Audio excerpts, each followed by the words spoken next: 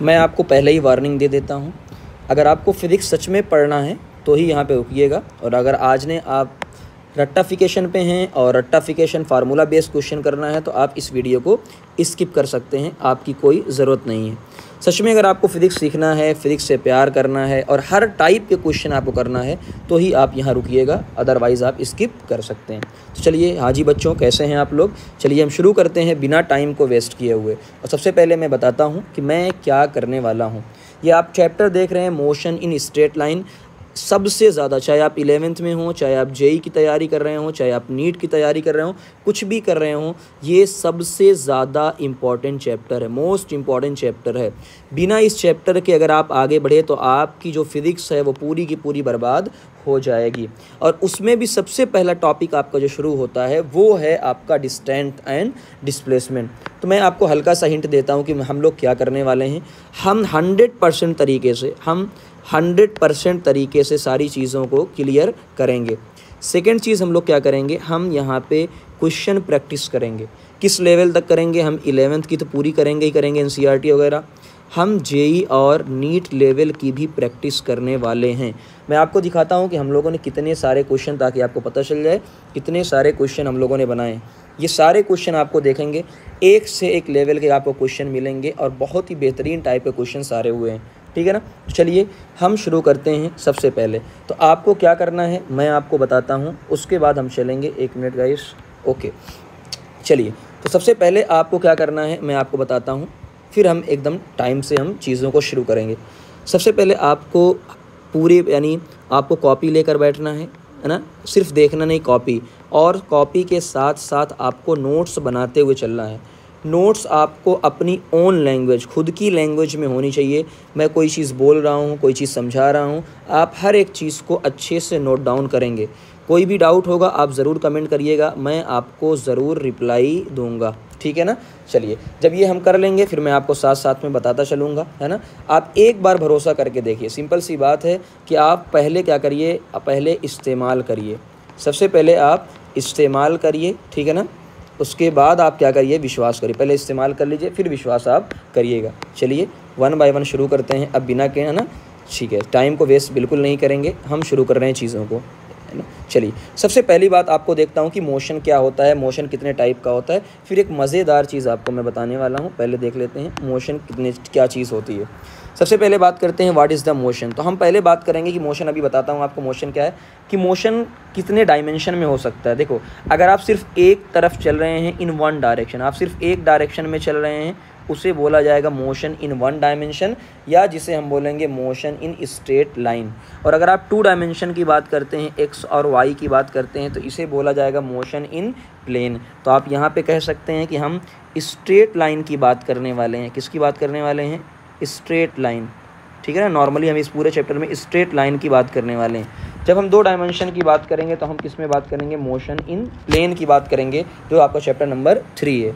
उसके बाद जब हम बात करेंगे, ठीक, मोशन इन 3 डायमेंशन, जो हमारे सिलेबस के अंदर नहीं है ना, बट स्टिल हम इसको यूज़ करते हैं 3 डायमेंशन का समझाने के लिए। चलिए, सबसे पहली बात आपको बोलता हूँ कि रेस्ट एंड मोशन क्या होता है। रेस्ट एंड मोशन क्या होता है? तो सबसे पहली चीज़ आप जान लीजिए कि एवरीथिंग, पूरी दुनिया में हर एक चीज़ रिलेटिव है ना। तो मैं यहाँ पे लिखता हूँ एवरीथिंग इज़ रिलेटिव। हर एक चीज़, अभी कैसे आपको समझाता हूँ, एवरीथिंग इज़ रिलेटिव। इस पूरी दुनिया के अंदर हर एक चीज़ रिलेटिव है, कुछ भी एब्सोल्यूट नहीं है, कुछ भी एब्सोल्यूट फिक्स नहीं है। कैसे?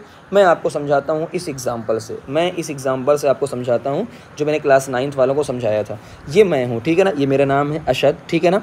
अब आप बताइए मैं पतला हूँ या दुबला? अब बात को समझिएगा, तब आपको समझ में आएगा। भाई मैं पतला हूँ या दुबला? सबसे पहले किसी ने कहा कि सर आप बहुत ज़्यादा दुबले हैं, लेकिन जैसे ही मैंने कहा नहीं, इस मोटू के, यानी पतलू के रिस्पेक्ट में, ये जो पतलू आपको दिख रहा है ना, मोटू पतलू आपने देखा होगा, इस पतलू के रिस्पेक्ट में मैं क्या हूँ भाई? इस पतलू के रिस्पेक्ट में, जाहिर सी बात है, इस पतलू के रिस्पेक्ट में मैं क्या हूँ? मोटा हूँ। ठीक है सर, आप मोटे हैं। लेकिन फिर जैसे ही किसी ने कहा सर आप तो मोटे हैं, फिर मैंने कहा कि इस मोटू के रिस्पेक्ट में मैं क्या हूँ? पतला हूँ। अब बात समझ में आपकी आ गई होगी कि ना ही मैं पतला हूँ, ना ही मैं क्या हूँ? दुबला हूँ, ठीक है ना, और ना ही मैं मोटा हूँ। बात सबसे पहले ये की जाएगी भैया आप किसके रिस्पेक्ट में बात कर रहे हैं, आप किसके रिस्पेक्ट में बात कर रहे हैं। तो हर एक चीज़ क्या है, मैंने फिर बताया, हर एक चीज़ रिलेटिव होता है। एक और एग्जांपल से आपको समझाता हूँ, समझिएगा। ये एक कार है, ये ऑब्जर्वर यानी मैं हूँ, ये आपको कार दिख रही, कार ए 10 मीटर पर सेकंड से राइट साइड मेरी तरफ आ रही है, कार बी भी मेरी तरफ आ रही है और कार सी अपोजिट डायरेक्शन में आ रही है। मेरे अकॉर्डिंग समझिएगा, मेरे अकॉर्डिंग जो कार ए है, ऐसे आप मान लीजिएगा कि भाई मेरे अकॉर्डिंग यानी आपके अकॉर्डिंग, ऑब्जर्वर के अकॉर्डिंग कार ए 10 मीटर पर सेकंड राइट में जा रही है, बिल्कुल सही बात है। लेकिन जब ए और बी देखेंगे, ए भी 10 मीटर से आगे जा रही है पर सेकंड से, बी भी 10 मीटर आगे जा रही है यानी पर सेकंड से, तो दोनों को लगेगा यार हम तो साथ साथ में, कैसे समझिएगा भाई, ए वाला पहले यहाँ पे है, ठीक है ना, ए वाला, और बी वाला भी वहीं पे है। थोड़ी देर के बाद ये भी चल लेगा 1 सेकंड में 10, ये भी चल लेगा 1 सेकंड में 10, ए वाला पहुँच गया यहाँ पे, बी वाला भी पहुँच गया यहाँ पे। फिर थोड़ी देर के बाद 10 मीटर ये एक चल लिए, ए यहाँ पे, बी यहाँ पे। तो जब भी ए देखता है बी को और बी देखता है ए को, आमने सामने ही पाता है, यानी उसको लगता है कि ये कार तो चल ही नहीं रही है। इसका मतलब एक दूसरे के रेस्पेक्ट में दोनों क्या हैं, रेस्ट पे। अब आप बताइएगा कि कार सी जो है वो बी के रेस्पेक्ट में क्या करेगी, car C with respect to B, B के रेस्पेक्ट में कार सी किस स्पीड से आएगी, ये आपको बताना है। धीरे धीरे हम कॉन्सेप्ट बताएंगे, है ना। चलिए, तो इसका मतलब कुल मिला जुला के ये पता चला कि हम ये कह ही नहीं सकते हैं कौन से कार की स्पीड क्या है, क्या डायरेक्शन क्या है, जब तक आपको ये ना पता हो कि आप किसके रेस्पेक्ट में बात कर रहे हैं। बात समझ में आई कि भाई कोई एक, जैसे मैंने कहा ए वाला मेरे रेस्पेक्ट में चल रहा था, लेकिन जैसे ही बी वाले ने उसको देखा तो उसको रुका हुआ महसूस हुआ। तो रेस्ट एंड मोशन क्या है, दोनों रिलेटिव टर्म होते हैं, इसलिए that's why an object may be at rest with respect to observer and while the same object may be in motion with respect to another observer. बात समझ में। चलिए, मैंने थोड़ी सी इंग्लिश बोल दी, अब आपको बात समझाता हूँ। मुद्दा क्या है समझिए। मैंने कहा ना, if position of particle does not change, है ना। अब यहाँ पे बात करते हैं जो क्लास 9 की डिफिनीशन आपकी में, कि अगर पोजीशन चेंज नहीं हो रही है विद रिस्पेक्ट टू टाइम, ठीक है ना, तो हम उसे क्या बोलेंगे, रेस्ट बोलेंगे नॉर्मल कंडीशन में। और अगर पोजीशन ऑफ पार्टिकल चेंज हो रही है तो उसे हम क्या बोलेंगे, मोशन बोलेंगे। और पहले ही बोला rest and motion are relative to observer, किसके रिलेटिव है, ऑब्जर्वर के, ठीक है ना, which depend on the frame of reference. अब ये हम बात करने वाले हैं कि ये किस पे डिपेंड करता है, फ्रेम ऑफ रेफरेंस पे डिपेंड करता है। इसकी भी हम बात करेंगे कि फ्रेम ऑफ रेफरेंस क्या होता है, ठीक। चलिए, there is no meaning of absolute rest, मैंने कहा ना कि कोई मीनिंग नहीं होती है एब्सोलूट रेस्ट की, कोई मीनिंग नहीं होती है। An object can be both at rest और in motion simultaneously for different observer, ठीक है ना। ये लैंग्वेज है कि एक ही आदमी रेस्ट पे भी हो सकता है और एक ही आदमी मोशन में भी हो सकता है, फ़र्क ये पड़ेगा कि देख कौन रहा है। चलिए, अब बात करते हैं what is the frame of reference. Frame of, it is a reference, है ना, it is the reference with respect to which position और मोशन ऑफ पार्टिकल डिफाइन, कि आप मोशन को कहाँ से डिफाइन करते हो, वही आपका क्या बन जाता है, फ्रेम ऑफ रेफरेंस बन जाता है। और अगर कुछ भी ना बोले तो आप ग्राउंड को फ्रेम ऑफ रेफरेंस मानेंगे। इसी तरीके से अगर कुछ भी नहीं बोलेगा तो जब हम ग्राफ बनाएंगे, ठीक है ना, ग्राफ में अगर आपसे कुछ भी नहीं बोला तो ग्राफ में फ्रेम ऑफ रेफरेंस किसको बोलेंगे, ओरिजिन को, ग्राफ में ओरिजिन, ठीक है ना। वैसे ग्राउंड को बोलते हैं ओरिजिन 0,0, ठीक है ना, और फ्रेम ऑफ रेफरेंस यानी FOR, ठीक है ना। तो फ्रेम ऑफ रेफरेंस का मतलब ये है कि आप देख कहाँ से रहे हो, आप ग्राउंड से देख रहे हो, कार में बैठ के देख रहे हो, वही क्या हो जाएगा, आपका फ्रेम ऑफ रेफरेंस हो जाएगा। चलिए, बात समझ में आ गई। चलिए, जैसे वही एग्जांपल मैंने समझाया ना, रेस्ट और मोशन कि जो पर्सन बी है पहले स्पीड 0 है, v इज इक्वल टू 0, तो इसका मतलब क्या है, वो रेस्ट पे है, ए एंड बी बोथ है ना, और ये v is equal to moving, v is equal to moving. तो ये आप पूरा अच्छे समझ सकते हैं कि जो पर्सन ए है इसकी भी स्पीड 0 है, तो ए और बी आपस में क्या है, रेस्ट पे हैं। पर्सन ए की v इज इक्वल टू 0 है, तो इसके मुकाबले में बी क्या कर रहा है, मूव कर रहा है। सेम मैंने इसे अच्छा कार वाला आपको समझाया, पर्सन बी मूव कर रहा है, पर्सन ए भी मूव कर रहा है, तो दोनों आपस में क्या रहेंगे, रेस्ट पे रहेंगे, है ना। तो ये पूरा अच्छे से भी आप समझ सकते हो, इसको भी, तो इसको भी आप स्टार लगा सकते हो, ठीक है ना।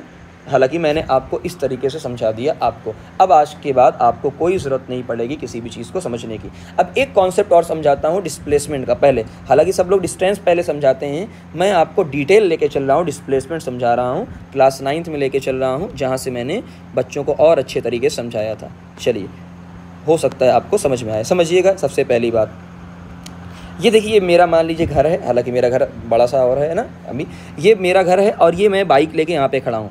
अब मुझे पापा से बहुत ज़्यादा डर लगती है, हर बच्चे को अपने पेरेंट्स से इज्जत और रिस्पेक्ट करनी चाहिए, है कि नहीं। चलिए, अब मैं चुपके से बाइक लेके निकला, पापा सो रहे थे आराम से, और मैं चुपके से बाइक लेके यहाँ से निकल लिया। मैंने बाइक को स्टार्ट किया और चाय की टपरी पे गया और चाय वाय पिया, है ना। चाय से सभी को मोहब्बत होती है, कड़क चाय एकदम है, और चाय के साथ पकौड़ी। और फिर अपने दोस्त आए हुए थे, उनको मैंने पार्टी दी, दावत दी, और देखो दावत में हम सब बैठे हुए हैं, है ना, यहाँ पे। अब अच्छा, ये अलग बात है कि मैंने यहाँ से पैसा नहीं दिया, है ना, मैं कंजूस आदमी। अब सिंपल सी बात है, इतना सारा मैंने ट्रैवल किया, 1 किलोमीटर पार्टी वार्टी की, फिर से आए, चाय पानी किया, है ना, ठीक है ना, सब सारी चीज़। तो अब ये बात बताओ, और मैं फिर चुपके से ले जाके मैंने बाइक को यहीं पे खड़ा कर दिया। सिंपल से बात बताइए, मैंने चुपके से ले जाके बाइक जहाँ से स्टार्ट की थी वहीं पे खड़ा कर दिया। अब बताओ, क्या मेरे पापा को पता चलेगा, या आप अगर होंगे, क्या आपके पापा को ये बात पता चलेगी या नहीं चलेगी, है ना। चलिए आइए समझते हैं कि क्या पापा जान पाएंगे या नहीं जान पाएंगे। आइए बात करते हैं। सबसे पहले मीनिंग समझते हैं, फिर आपको आज पता चलेगा कि डिस्प्लेसमेंट आज हम कितने अलग तरीके से पढ़ रहे हैं। वो रट्टाफिकेशन वाला बिल्कुल भी नहीं पढ़ रहे हैं जो आप आम लोगों से पढ़ते हैं। चलिए बात समझते हैं। चलिए, ये वर्ड को समझिएगा। मैंने लिखा डिस्प्लेसमेंट, इसी से सारे कॉन्सेप्ट क्लियर हो जाएंगे। मैंने लिखा डिस्प्लेसमेंट। डिस का मतलब होता है चेंज करना। डिस का मतलब क्या होता है? चेंज करना। प्लेसमेंट का मतलब यहाँ पे क्या रहेगा? प्लेस। यानी अगर आपने प्लेस को चेंज कर दिया, इसका मतलब डिस्प्लेसमेंट हो गया। लेकिन मैंने बाइक जहाँ से, यानी बाइक मैंने यहीं से ली थी और यहीं पे लाके खड़ी कर दिया, इसका मतलब मेरा डिस्प्लेसमेंट यानी पोजीशन तो चेंज हुई ही नहीं, तो डिस्प्लेसमेंट मेरा क्या हो गया? ज़ीरो। मेरा डिस्प्लेसमेंट क्या हो गया? ज़ीरो। इसका ये मतलब है कि आप चले तो थे, समझिएगा, हम क्या है, घूमने तो गए, हम चले तो थे, लेकिन जो मेरा डिस्प्लेसमेंट, अभी थोड़ी देर के लिए मैं इसको डी के ऊपर ऐसे मान लेता हूँ, फिर आपको समझाता हूँ ऐसा क्यों।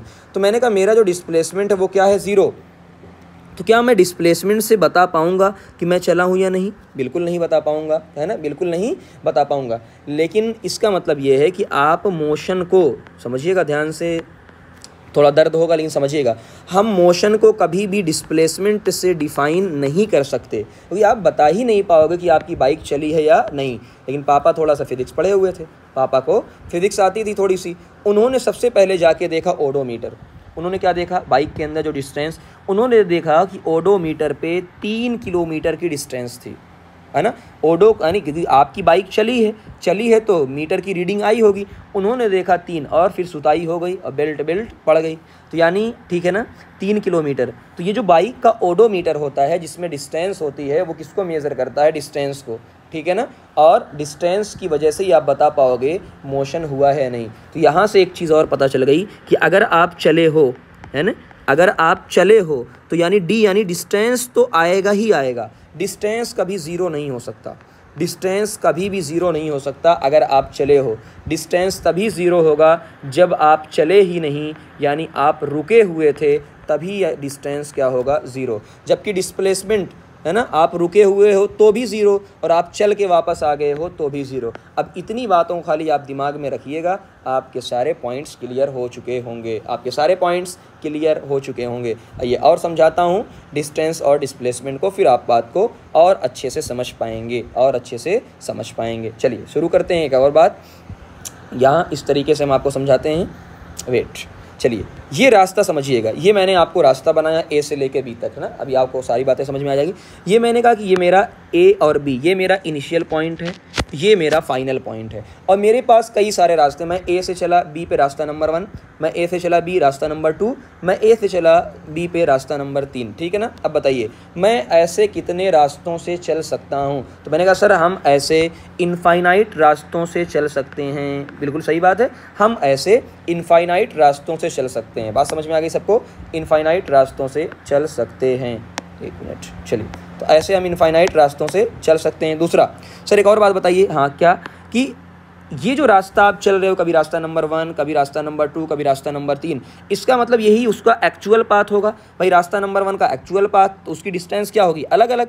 रास्ता नंबर 2 अलग, तो उसका डिस्टेंस अलग। तो आप कितना चलते हो, वो क्या बताएगी? आपकी डिस्टेंस बताएगी। अच्छा, इसमें कोई डायरेक्शन नहीं होती है, तो ये एक स्केलर क्वांटिटी होती है, क्योंकि इसके अंदर कोई भी डायरेक्शन नहीं होती है। चलिए, अच्छा एक सिंपल सी बात है कि भाई जैसे जैसे आप बढ़ोगे वैसे वैसे आपकी डिस्टेंस बढ़ती जाएगी, यानी ये क्या होगी? पॉजिटिव। ये क्या होगी? पॉजिटिव, है ना। एक और चीज़ आपको बताता हूँ, यहाँ पे हाईलाइट करता हूँ, चले, कि अगर आप चले हो, चाहे 1 कदम चले हो, चाहे 1 सेंटीमीटर चले हो, चाहे 1 मीटर चले हो, आप चले हो ना, इसका मतलब आपकी वैल्यू पॉजिटिव में आएगी, 1 2 3 जो भी आएगा, इसका मतलब डिस्टेंस ऑलवेज इंक्रीज करेगी। अगर आप चले हो तो 3 पॉइंट समझिएगा, आप पॉजिटिव चले हो, आपकी डिस्टेंस ऑलवेज इंक्रीज होगी और कभी भी वो ज़ीरो हो ही नहीं सकती क्योंकि आप चले हो। और अगर कभी डिस्टेंस ज़ीरो आ गई, इसका मतलब आप चले ही नहीं हो, आप चले ही नहीं हो, निगेटिव में कभी नहीं आ सकती, कभी निगेटिव में आ ही नहीं सकती।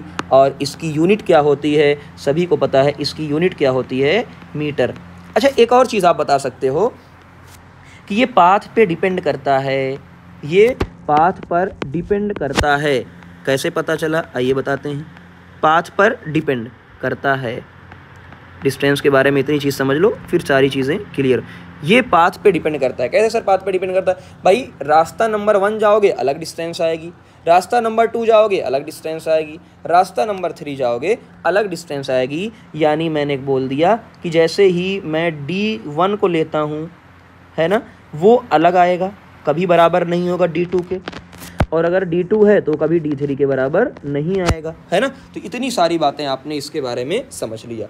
आइए डिस्प्लेसमेंट के बारे में समझ लेते हैं। डिस्प्लेसमेंट सबसे पहले समझिएगा, डिस्टेंस को डिनोट कैसे करते हैं, है ना। तो हमने पहले ही डिस्टेंस को D से, X से, S से 3 तरीके से आप डिनोट कर सकते हैं।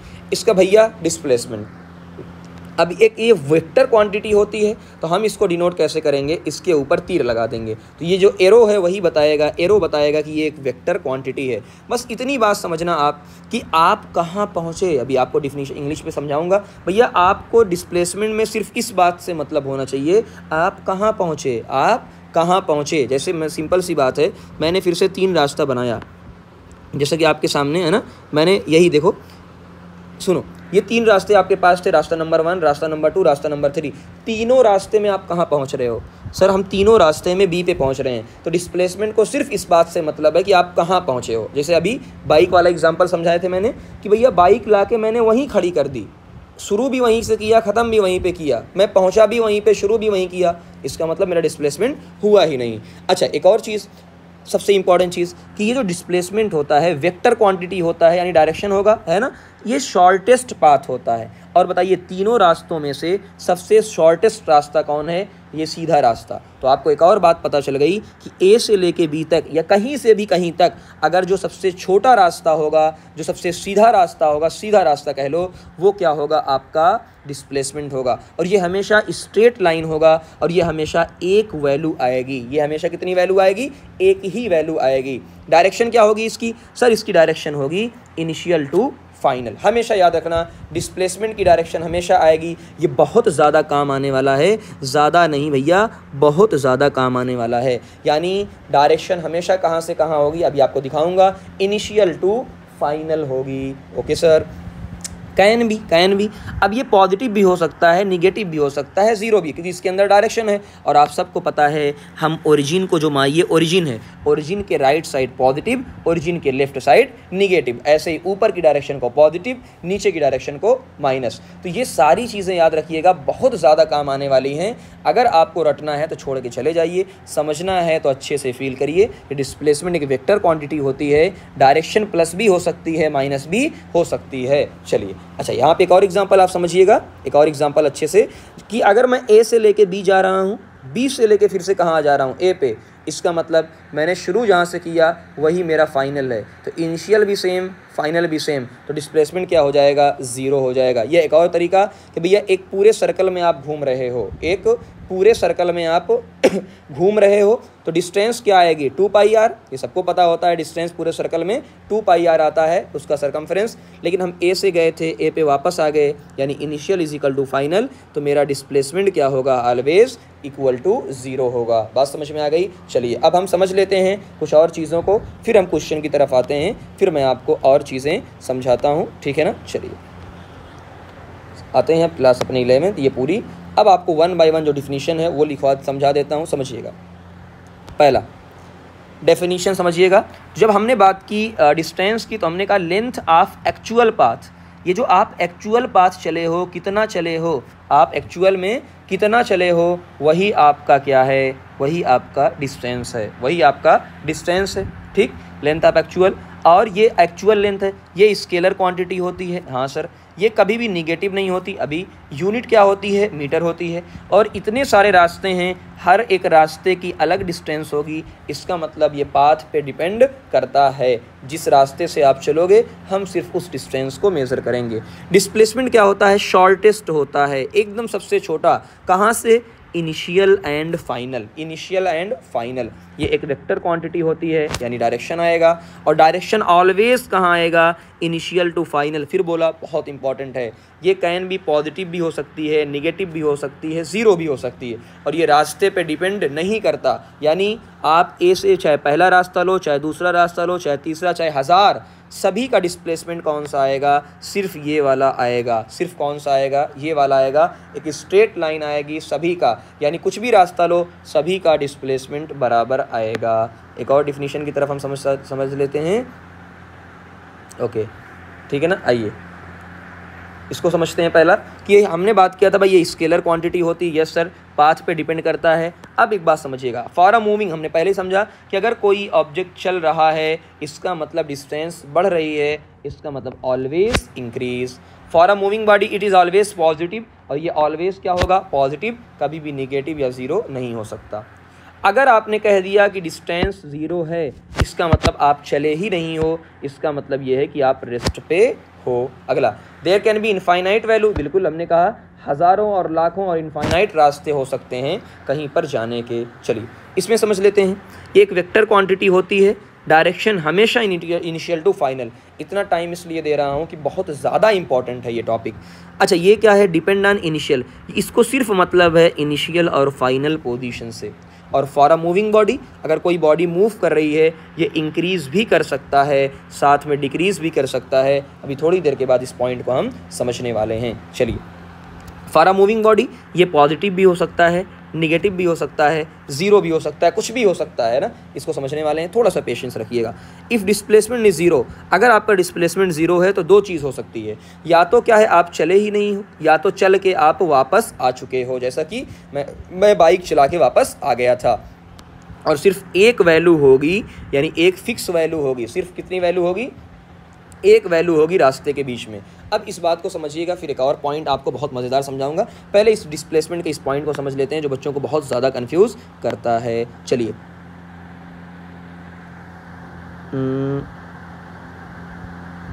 ये पॉइंट है।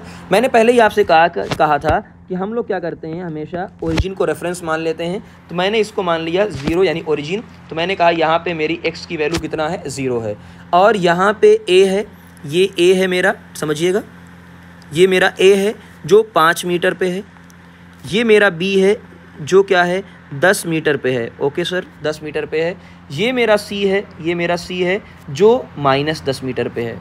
वेट, ये मेरा सी है जो -10। सबको पता होता है कि ओरिजिन के, है ना। जिसको नहीं पता है उसको हल्का सा बता देता हूँ, ठीक है। और ओके, इसको बता देता हूँ कि हम लोग क्या करते हैं, ओरिजिन के जब भी इस तरफ चलते हैं हम लोग, अरे बिगड़ गया। ओके, हम लोग क्या करते हैं बेटा, जब ओरिजिन के, ऐसे लिख लेता हूँ इस तरफ, समझिएगा, हम जब जाते हैं कभी भी ओरिजिन के इस तरफ, ठीक है ना, और हम जब जाते हैं ओरिजिन के इस तरह, ये छोटी छोटी बातें हैं जो यकीन नहीं आपको क्वेश्चन सॉल्व करने में हेल्प करेंगी। तो जब भी हम क्या करते हैं, ओरिजिन के इस तरफ जाते हैं तो हमेशा वैल्यू क्या लेते हैं? पॉजिटिव। और जब हम बाएं जाते हैं तो वैल्यू क्या लेते हैं? निगेटिव। ऐसे ही ऊपर और नीचे वाला कॉन्सेप्ट आएगा। अब एक सिंपल सी बात बताइएगा, फिर आपको सारी बातें क्लियर हो जाएंगी 1 बाय 1, ठीक है ना। चलिए, ओके, पहली बात क्या है? पहली बात ये है, आप जब ओ से ए चले, दो बात समझिएगा, हम कहाँ से कहाँ चल रहे हैं? ओ से लेके ए तक चल रहे हैं, ठीक है सर। ओ से लेके जैसे ही मैं ए तक चला तो इसका मतलब मेरा डिस्टेंस क्या है? तो मेरा डिस्टेंस है कुल मिला जुला के 5 मीटर। बिल्कुल सर, मेरा डिस्टेंस क्या है? 5 मीटर। और अच्छा बताओ, ओ से लेके ए तक क्या सीधा रास्ता है? और जो सीधा रास्ता होता है एकदम, वही डिस्प्लेसमेंट होता है। यानी मेरा डिस्प्लेसमेंट क्या है? मेरा डिस्प्लेसमेंट भी है 5 मीटर। क्या है? 5 मीटर। ओ सर, दोनों बराबर आ चुके हैं। अच्छा, एक और बात, जब सर मैं ओ से लेके बी तक चला, ओ से लेके बी तक चला तो मेरा डिस्टेंस क्या है? भाई आप चले कितना हो? तो मैंने कहा सर मैं 10 चला हूँ, टोटल 10 चला हूँ। तो डिस्प्लेसमेंट भी सीधा रास्ता होता है, तो मैंने डिस्प्लेसमेंट को लिख दिया है is equal to 10 metre. Okay sir, है ना। अब यहाँ से आपको एक बात पता चल रही होगी, एक बात आपको पता चल रही है, वो क्या है सर, बता दीजिए। अच्छा, कुछ लोग कहेंगे सर ये आप क्या लिख रहे हो, डिस्प्लेसमेंट तो ये होता है। अच्छा, जब भी याद करिए, जब भी ये आपको वेक्टर में पढ़ाया जाएगा, धीरे धीरे वेक्टर के भी लेक्चर आने वाले हैं, बेसिक मैथ चल रहा है, आप उस पर ध्यान दीजिएगा, बहुत इंपॉर्टेंट है। वेक्टर का अलग से टॉपिक आएगा धीरे धीरे, है ना, वो टॉपिक अलग से। जैसे ही मैंने लिखा डी, ये तो क्या है, वेक्टर क्वांटिटी है, लेकिन जैसे ही मैंने दोनों तरफ लगा दिया डब्बा, अब इसे बोला जाता है स्केलर, यानी मैग्नीट्यूड ऑफ डिस्प्लेसमेंट। यानी हम इसमें डायरेक्शन नहीं लेंगे, सिर्फ और सिर्फ वैल्यू लेंगे, सिर्फ और सिर्फ क्या लेंगे, वैल्यू। तो सर यहाँ से दो बातें हमें पता चल रही, भाई हमको भी बता दो तो क्या दो बात आपको पता चल रही है, हम भी सीख लें थोड़ा सा दो बात। सर एक बात तो ये पता चल रही है कि जैसे जैसे आप आगे बढ़ रहे हो, जैसे जैसे आप आगे बढ़ रहे हो यहाँ पे, तो यहाँ हमें दो बातें पता चली। वेट, तो सर हमें यहाँ पे दो बातें पता चली। एक तो ये है कि डिस्टेंस बढ़ रहा है, साथ में मैग्नीट्यूड ऑफ डिस्प्लेसमेंट भी बढ़ रहा है, यानी बढ़ने का मतलब ये है, ये दोनों क्या हैं, पॉजिटिव। और एक बात और पता चली हमें सर कि जो डिस्टेंस होता है वो मैग्नीट्यूड ऑफ डिस्प्लेसमेंट के बराबर हो सकता है। दो बातें हमें पता चल गई हैं, बिल्कुल सही बात आपको पता चली है, बहुत अच्छा ऑब्जर्वेशन है। अब जो ऑब्जर्वेशन मैं बताने जा रहा हूँ वो ज़्यादा इम्पॉर्टेंट है। तो ये पॉइंट नंबर 1 था, ये क्या था, वर था, ठीक, ये 1 था। ये पॉइंट नंबर 2 है, ये ज़्यादा समझने वाला है। पॉइंट नंबर 2 हमारा ज़्यादा समझने वाला है, इसको समझिएगा। पॉइंट नंबर 2 ये है, इस बार हम कहाँ से जा रहे हैं, O से B, B से A, समझिएगा। इस बार मैं जा रहा हूँ O से A, A से मैं जा रहा हूँ, सॉरी एक साथ क्यों, ऐसे लिख देता हूँ। इस बार मैं जा रहा हूँ O से लेकर B तक, और मैं जा रहा हूँ B से लेकर A तक। ठीक है सर, आप बताइए, अब समझिएगा। जब मैं डिस्टेंस की बात करूंगा, सबसे पहले जब मैं डिस्टेंस की बात करूंगा तो मैं कितना लूँगा, भाई O से B में चला हूँ 10 और ये मैं चला हूँ 5, तो मैंने कहा सर मैं लूँगा टोटल 10 + 5 यानी 15। यानी देखो आपको एक बात और प्रूफ हो गई कि डिस्टेंस ऑलवेज क्या करती है, इंक्रीज़ करती है। डिस्टेंस ऑलवेज क्या करती है, इंक्रीज़ करती है। अब मैं डिस्प्लेसमेंट की बात कर लेता हूँ सर, ठीक है भाई, बात कर ले, तेरी मर्ज़ी। जब मैं डिस्प्लेसमेंट की बात करता हूँ तो इस पॉइंट को स्टार लगाइएगा। हमने पहले ही कहा डिस्प्लेसमेंट एक इनिशियल टू फाइनल। सर आप शुरू आपने कहाँ से किया था, तो मैंने शुरू O से किया था। सर आप पहुँचे कहाँ हो, A पर, तो मैंने कहा मुझे सिर्फ O से A की डिस्टेंस चाहिए। और डायरेक्शन कैसी होगी भैया, इनिशियल टू फाइनल, तो मैंने कहा मुझे सिर्फ O, तो मैं इसको और अच्छे से बना देता हूँ। मैंने सर शुरू O से किया A तक, तो पहले चीज़ ये बताइए डायरेक्शन क्या होगी, sir direction initial to final, तो ये मेरी हो गई डायरेक्शन, जो कितना मीटर था, 5 मीटर था। कितना मीटर, 5 मीटर। तो आज एक बात यहाँ से और प्रूफ हो गई कि यार डिस्प्लेसमेंट पहले था 10, पॉजिटिव बढ़ा, अब क्या हो गया भैया, अब डिस्प्लेसमेंट घट गया है, यानी अब डिस्प्लेसमेंट आपका क्या हो चुका है, डिक्रीज़। क्या हो चुका है, डिक्रीज़ हो चुका है। और गलती से अगर आप C पे चले गए, गलती से, मैंने कहा ठीक है सर एक और केस ले लेते हैं, केस नंबर 3, ताकि पूरी बात क्लियर हो जाए। केस नंबर 3 ये है कि भाई मैं O से गया C, अब बात को समझिएगा, उल्टा चल लेता हूँ एक बार। मैं O से गया C, तो O से C यानी इस डायरेक्शन के अंदर, हाँ एकदम डिक्टो बनाऊँ तो दिक्कत नहीं होगी। ये है C, ये है O। सर मैं O से लेकर गया C, तो बताओ डायरेक्शन क्या होगी सर, O से C, O से C होगा। डिस्टेंस क्या होगा सर, डिस्टेंस जो होगा वो होगा 10, -10 तो नहीं लेंगे हम, क्योंकि हम डिस्टेंस ऑलवेज पॉजिटिव, डिस्टेंस कभी माइनस नहीं होती। लेकिन डिस्प्लेसमेंट की जब बात आएगी तो मैं इसको लूँगा -10। अच्छा ठीक है ना, जब डिस्प्लेसमेंट यहाँ पे मैं ये हटा देता हूँ, तो जब मैं डिस्प्लेसमेंट की बात करूँगा तो मैं लूँगा -10। क्यों लूँगा -10, क्योंकि हम बाएं जा रहे हैं। हम कहाँ जा रहे हैं, बाएं। तो आज एक बात आपको समझ में आ गई, ठीक है ना, एक बात समझ में आ गई। तो एक चीज़ क्लियर हो गई कि भाई डिस्प्लेसमेंट है ना। अच्छा एक चीज़ और समझ में यहाँ आ गई होगी इस पॉइंट में, कि डिस्प्लेसमेंट जो होता है जब आप टर्न बैक कर रहे हो, तो जो डिस्टेंस होता है वो बड़ा होता है, किससे, डिस्प्लेसमेंट से। तो अब मुझे लगता है कि पूरी बातें आपको समझ में आ गई होंगी, जितने पॉइंट्स आपने लिखे थे।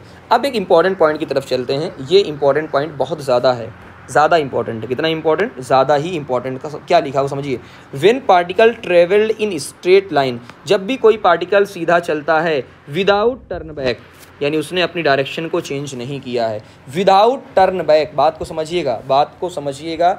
स्ट्रेट लाइन चल रहा है विदाउट टर्न बैक, तो क्या होगा सर, जो ये होगा तो क्या होगा, बात को समझिएगा, लिख लीजिए इंपॉर्टेंट।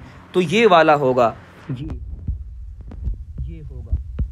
इसमें बहुत सारे बच्चे गलती करते हैं और आगे बहुत ज़्यादा गलती होगी। तो सर ये होगा कि उसका डिस्टेंस और डिस्प्लेसमेंट का मैग्नीट्यूड बराबर होगा।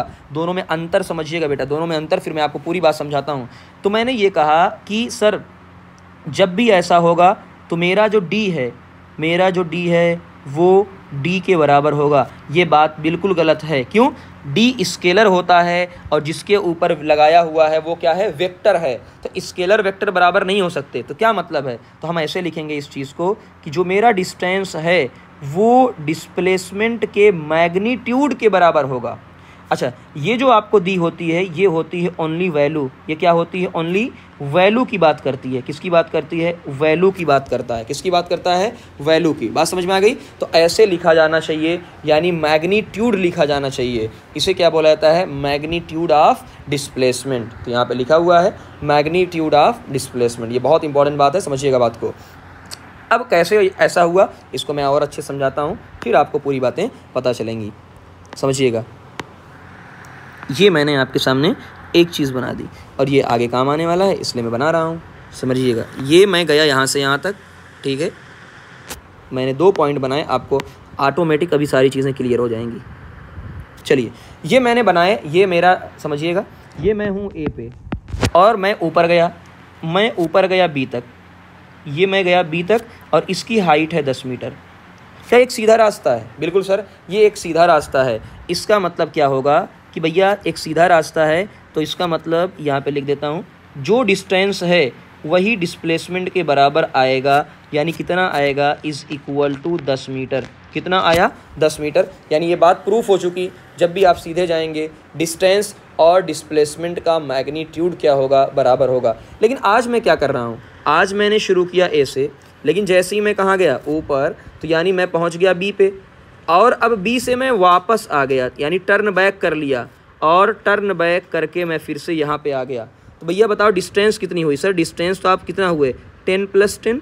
बिल्कुल, डिस्टेंस हो गई 10 + 10 20। लेकिन डिस्प्लेसमेंट क्या हो गया? भैया आप चल के वापस आ गए हो, यानी डिस्प्लेसमेंट आपका 0 हो चुका है। कितना हो चुका है? 0। तो यानी टर्न बैक नहीं होना चाहिए, टर्न बैक नहीं होना चाहिए। ये बात आपको 100% तरीके से क्लियर हो जानी चाहिए आज। बात समझ में आ गई सबको? अब चलिए, अब यहाँ पे मैं कुछ और चीज़ें आपको समझा देता हूँ, मुझे लगता है समझ में आ गई है पूरी बात ही। अब हम एक वेक्टर क्वांटिटी को समझ लेते हैं, फिर आपको सिर्फ क्वेश्चन प्रैक्टिस करवाऊंगा। इस बात को आप समझिएगा, हालांकि ये डायग्राम पूरा बना हुआ है। डिस्प्लेसमेंट वेक्टर है ना, in term of position vector क्या होता है, इस बात को आप समझिएगा, तो आपको पूरी बातें मेरी समझ से अच्छे से समझ में आ जाएंगी, वरना बहुत प्रॉब्लम होने वाली है। ठीक है ना, क्योंकि आप 11th में आ चुके हैं, अब रट्टाफिकेशन नहीं चलने वाला, यहाँ पे आपको कॉन्सेप्चुअल चलना पड़ेगा। समझिएगा पूरी बात, फिर मैं आपको सारी चीज़ें समझाता हूँ कि पोजीशन वेक्टर क्या होता है, फिर आप बात को समझिए। ये देखिए, मैंने हेडिंग डाला, मैंने यहाँ पे एक हेडिंग डाल दिया पोजीशन वेक्टर। इस पॉइंट को चाहे 5 मिनट लगे 10 मिनट लगे, इस पॉइंट को सबसे इंपॉर्टेंट करिएगा, तो आपको कभी प्रॉब्लम वेक्टर में तो नहीं आने दूंगा मैं। तो ये मैंने डाला हेडिंग पोजीशन वेक्टर। ठीक है सर, आपने पोजीशन वेक्टर हेडिंग डाल दिया। पोजीशन वेक्टर क्या होता है समझिएगा भाई, मैंने आप सबको पता होता है, अगर एक सिंपल सी बात बताएं, ये आप ग्राफ बनाइए। सबसे पहले आप क्या बनाएंगे? एक ग्राफ बनाएंगे, ये वाला है ना, ये मैंने ग्राफ बनाया, ठीक। और ये सबको पता होता है, ये x होता है और ये क्या होता है? y। ठीक है, यहाँ मैंने एक पॉइंट बना दिया, यहाँ पे मैंने एक पॉइंट बना दिया P, और ये आप 9 से पढ़ के आए हैं, मैं इसको क्या लिखूंगा? x, y। मैं इसे क्या लिखता हूँ हमेशा? x, y। ये पूछा है। अब ये पोजीशन है, बात समझ में आई? ये तो क्या है? एक पोजीशन। तो मैंने कहा सर ये एक पोजीशन है, एक्स वाई क्या होती है? एक पोजीशन होती है, लेकिन मुझे तो क्या चाहिए? वेक्टर चाहिए। ठीक है ना, ये पोजीशन है, बट मुझे क्या चाहिए? Position vector. तो मुझे भैया चाहिए पोजीशन वेक्टर। ठीक है ना, चलिए, तो सर मुझे चाहिए पोजीशन वेक्टर चाहिए। तो पूरी बात देखो, इसलिए टाइम दे रहा हूँ कि ये अलग से नहीं पढ़ाया जाता है, कन्फ्यूज़ बच्चे हमेशा रहते हैं कि मुझे पोजीशन वेक्टर चाहिए। तो क्या करें सर? तो स्टेप नंबर 2 आइए बताता हूँ क्या करना है। ये स्टेप 1 हो गया, स्टेप नंबर 2 आपको क्या करना है, बात को समझिएगा। स्टेप 2, ठीक है, एक काम करो, ग्राफ फिर से बनाते हैं। इस बार ये वाला ग्राफ बनाते हैं। ये ग्राफ बन गया, ठीक है सर, ग्राफ बन गया, और मैंने इस पॉइंट को लिया यहाँ पे, ठीक है, यहाँ पे, और ये आपका पॉइंट फिर से आया x, वाई। और जब कुछ भी आपसे ना बोले तो आप ओरिजिन किसको मानते हैं, यहाँ, यानी आप फ्रेम ऑफ रेफरेंस इसको मानते हैं, ओरिजिन के रेस्पेक्ट में आप देखते हैं सर क्या करें क्या करें। तो मैंने कुछ सीधी सी बात कही थी, एक काम करना, इनिशियल टू फाइनल, क्या करना है, इनिशियल टू फाइनल, ठीक है सर। इनिशियल पोजीशन क्या है 0, फाइनल पोजीशन क्या है ये, और मैंने एक बना दिया पोजीशन वेक्टर, क्या बना दिया, पोजीशन वेक्टर, ठीक है ना। तो मैं इसको, हालांकि जो माना जाता है वो आर, क्या माना जाता है हमेशा आर, पोजीशन वेक्टर यानी आर वेक्टर, ठीक। तो एक पोजीशन वेक्टर मैंने आपके सामने बना दिया। अब लिखो, अब बहुत सारे बच्चों को एक चीज़ नहीं पता होगी तो मैं उनको हल्का सा बताता हूँ। ये होता है एक्स, और सबको पता होता है वेक्टर में इसे माना जाता है आई कैप, ये आई कैप, तो इधर -x होता है तो इधर -i कैप हो जाएगा, है ना। ऊपर क्या होता है जे कैप, है ना, वेक्टर में जे, तो नीचे क्या हो जाएगा -j हो जाएगा, ऐसे ही, है ना। तो यानी अगर आप अच्छे तरह, जिसको नहीं आता उसको सीख लेना चाहिए आज, कि देखो हम हमेशा क्या लिखते हैं x, y, z। तो आज आप क्या करिएगा, x के नीचे i कैप, y के नीचे j कैप, और इसके नीचे k कैप लिख दीजिएगा, ये डायरेक्शन बताने में हेल्प करेगा, बात समझ में आई। और प्लस माइनस आप लगा लीजिएगा, प्लस माइनस, अगर माइनस होगा तो ऑटोमेटिक आप समझ जाएंगे। तो मैं इसको इसके अंदर, डब्बे के अंदर भर देता हूँ। ओके चलिए, तो आपने लिख लिया। सर आप पोजीशन वेक्टर लिखिए, कैसे लिखें, तो मैंने कहा बहुत आसान तरीका है, आओ लिखना सिखाते हैं। ये जो आपका आर वेक्टर है, क्या वो एक्स है, बिल्कुल सर। क्या एक्स के साथ आई कैप लगाते हैं, हाँ सर। क्या बीच में प्लस लगाते हैं, एक्स प्लस वाई होता है, और वाई के साथ क्या लगाते हैं सर, जे कैप लगाते हैं। तो यानी मेरा पोजीशन वेक्टर मुझको मिल चुका है, मेरा पोजीशन वेक्टर मुझको मिल चुका है, ठीक है ना। ओके, ओ ये क्या हो गया, चलिए, तो मेरा पोजीशन वेक्टर मुझे मिल चुका है, इसको अभी डब्बे के अंदर बंद कर दूंगा, ठीक। ओके, पहला 2 स्टेप हो गया। अब 2 यहाँ पोजीशन वेक्टर आपको बनाना आ चुका है। अब हम बनाते हैं एक्चुअल में डिस्प्लेसमेंट वेक्टर। क्या बनाते हैं, displacement vector. Step number 3, step number 3, यही स्टेप सबसे ज़्यादा इंपॉर्टेंट है, ये स्टेप सबसे ज़्यादा इंपॉर्टेंट है, इस पर ध्यान दीजिएगा, आपको पूरी बातें, ठीक है ना, समझ में आ जाएगी। चलिए, अब मैं यहाँ पे लेता हूँ 2 पॉइंट। मैंने कहा सर 1 पॉइंट मैंने लिया ए, 1 पॉइंट मैंने लिया बी, ओके, है ना। अब पोजीशन वेक्टर कैसे बनाएंगे, अभी आपको बनाना सिखा दिया है, कुछ नहीं करना है। ए से लेके यहाँ पे इनिशियल टू यहाँ पे मैं गया, ओके, ये मेरा क्या हो गया, पोजीशन वेक्टर। बी के लिए भी मैं ए से लेके कहाँ जाऊँगा, यहाँ पे, ये मेरा हो गया पोजीशन वेक्टर। तो मैंने मान लिया इसको भाई आर ए, और इसके ऊपर वेक्टर का साइन, इसको मैंने मान लिया आर बी, इसके ऊपर मेरा वेक्टर का साइन, ये हो गया। अब बताओ, मैं ए से गया हूँ बी पे, डिस्प्लेसमेंट क्या आएगा भाई साहब, तो पहले यहाँ पे लिखता हूँ डिस्प्लेसमेंट वेक्टर। तो ये पोजीशन वेक्टर आपने बना दिया, डिस्प्लेसमेंट वेक्टर। लोग 1-1 घंटा लेते हैं इसको समझाने में, है ना, मैं इजी तरीके से आपको समझा रहा हूँ सारी चीज़ें। बताइए, ये मेरा है डिस्प्लेसमेंट वेक्टर, क्या है, डिस्प्लेसमेंट वेक्टर है। 1 मिनट, लाइन सीधी बना दूँ, ओके, है ना, नोट्स को अच्छे से मेंटेन करना भी जरूरी। ये मेरा है डिस्प्लेसमेंट। अब एक बात बताओ, डिस्प्लेसमेंट वेक्टर क्या होता है, सब लोग खुद से बताएंगे, सीधी दूरी होती है। क्या मैंने कहा, डिस्प्लेसमेंट होता है एक स्ट्रेट लाइन, कौन सी लाइन होती है, स्ट्रेट लाइन। सर इसके अंदर डायरेक्शन भी होता है, कौन सा डायरेक्शन होता है, सीधा। सर स्ट्रेट लाइन तो होती है इनिशियल टू फाइनल, कौन सी डायरेक्शन बताओगे sir, initial to final, initial to final direction होती है, इनिशियल टू फाइनल। आओ बनाओ, इनिशियल डायरेक्शन क्या थी बेटा, तो हमने कहा सर इनिशियल थी ए, फाइनल क्या है, फाइनल है बी। इसका मतलब सर ए से लेके बी तक का जो है, यही मेरा क्या होगा, डिस्प्लेसमेंट वेक्टर यानी एस वेक्टर होगा। बात समझ में आ गई, यानी यही मेरा क्या है, डिस्प्लेसमेंट वेक्टर है। सर इसको लिखेंगे कैसे, लिख तो लिया है, सर इसको लिखेंगे कैसे, इसको लिखेंगे कैसे, आइए समझाता हूं, लिखेंगे कैसे। इसे बोला जाता है ट्रायंगल लॉ, आज इसको भी सीख लीजिएगा, ये ट्रायंगल लॉ बहुत काम आने वाला है। एक बहुत सिंपल सी बात बताता हूं, ट्रायंगल लॉ करना क्या है, 2 लगातार, अब यहां पे खोजिए, है ना, अब समझिए, मैं ऐसे हिंदी में इसको लिखता हूं, ट्रायंगल लॉ क्या है, 2 लगातार वेक्टर होने चाहिए, 2 लगातार वेक्टर इज इक्वल टू तीसरा वेक्टर। तो 2 लगातार लोग हों, 2 लगातार इज इक्वल टू फाइनल यानी तीसरा, जो उल्टा होगा, ट्रायंगल नाम है, दो लगातार। अब बताइए दो लगातार वेक्टर कौन से हैं? अब ध्यान ऑटोमेटिक आपका नजर जाना चाहिए। R A, sir R A शुरू कहाँ से किया? यहाँ से। उसका तीर कहाँ? ए पे। तो जैसे ही तीर खत्म हो रहा है उसका दूसरा तीर शुरू हो जा रहा है। तो देख लो एकदम लगातार लगातार चल रहे हैं। तो R A vector plus S vector ये बराबर हो जाएंगे, तीसरा देखो उल्टा है, तीसरा क्या है? उल्टा। तो उल्टा क्या है देख लो? R B vector. कुछ लोगों को नहीं समझ में आएगा तो देख लो भैया, आर ए शुरू यहाँ से हो रहा है, यहाँ देखो इसका तीर खत्म हो रहा है। हाँ सर, जैसे ही खत्म हो रहा है उसका फिर से उसका पैर शुरू हो जा रहा है, फिर उसका तीर। तो ये लगातार चल रहे हैं कि नहीं? लगातार चल रहे हैं, बिल्कुल सर। ये ऐसे जाके ऐसे चल रहे हैं लगातार, और ये तो उल्टा हो गया, इसका मतलब तीसरे के बराबर हो गया। लेकिन हमें क्या चाहिए था सर? आ गया ना, हमें चाहिए था एस वेक्टर।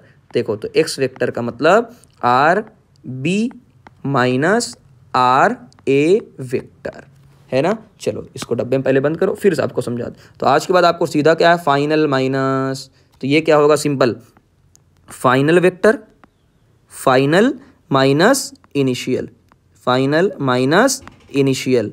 अब एक बात समझिएगा, जब भी मुझे डिस्प्लेसमेंट वेक्टर निकालना होगा तो मैं फाइनल माइनस इनिशियल कर दूंगा, फाइनल माइनस इनिशियल कर दूंगा। बात समझ में आ गई सबको? कोई डाउट? तो फाइनल माइनस इनिशियल, ठीक है ना। चलिए अब यहाँ पे कुछ लोगों तो यानी एक सिंपल, अब यहाँ पे आप डायग्राम देख लीजिए, ये वाला डायग्राम वही। तो यानी अगर आपको माना गया, कैसे लिखोगे? ऐसे।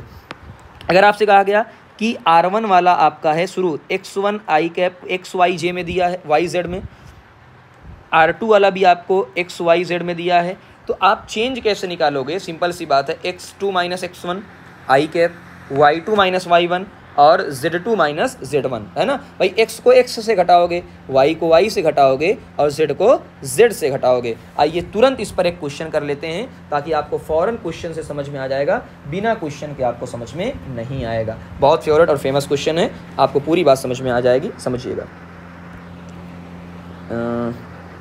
चलो इस क्वेश्चन को करते हैं क्वेश्चन। ये बहुत फेमस क्वेश्चन है। सबसे पहली बात, क्वेश्चन क्या है? अ पार्टिकल स्टार्ट फ्रॉम पॉइंट 1, 1, 1। जब भी ऐसे लिखा होता है तुरंत समझ जाइए ये क्या लिखा है, एक्स वाई जेड। जब भी, तो इस क्वेश्चन को सॉल्व करेंगे, है ना। जब भी ऐसे रीच दैट पॉइंट, तो आपने कहा एक पॉइंट है, यानी मैंने अच्छे से लिखा यहाँ पे कि देखो मेरा पार्टिकल 1, 1 से कहाँ पे गया, तो मैंने निशान लगाया कि मेरा पार्टिकल 1, एक minute wait guys, please wait.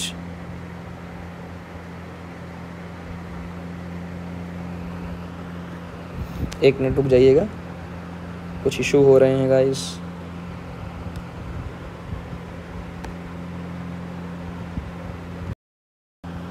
तो मैंने आपसे बोला कि जो मेरा पार्टिकल है वो 1, 1, 1 से शुरू हुआ। ओके, तो 1, 1 से शुरू होने के बाद ये पार्टिकल कहाँ गया समझिएगा। ओके वेट यार, ये क्या, हाँ 1, 1 से शुरू होकर ये पार्टिकल गया आपका 4, 5, 13, यहाँ पे गया है ये, ठीक है सर, यहाँ पे। और हम सबको पता होता है कि पहले क्या लिखा होता है x, फिर क्या लिखा होता है y, और फिर क्या लिखा होता है z। यहाँ भी क्या लिखा है x, y और z। अच्छा ये इसको 1 मानो, शुरू 1, 1, 1, ये 2 और 2 और 2, तो ये क्या हो जाएगा इसका इनिशियल पोजीशन, और ये क्या उसका हो जाएगा फाइनल पोजीशन।